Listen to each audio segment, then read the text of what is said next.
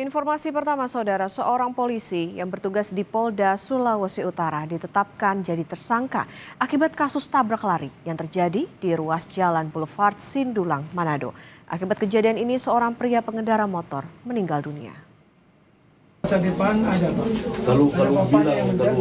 Polisi berinisial MYD ditetapkan jadi tersangka setelah Satlantas Polresta Manado melakukan gelar perkara.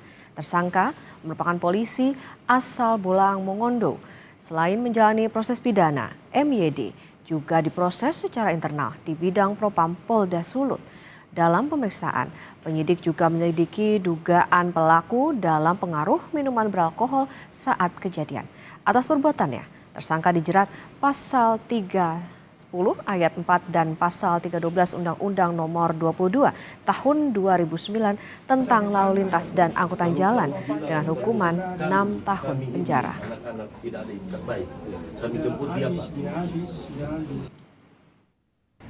Tersangka setelah dilakukan gelar perkara atas nama inisial MYDN berumur 22 tahun, jenis kelamin laki-laki, pekerjaan Polri, kemudian beralamatkan Desa Babo, Dusun 1, Kecamatan Sangtonggolan, Kabupaten Bolang Mongondo, Sulawesi Utara.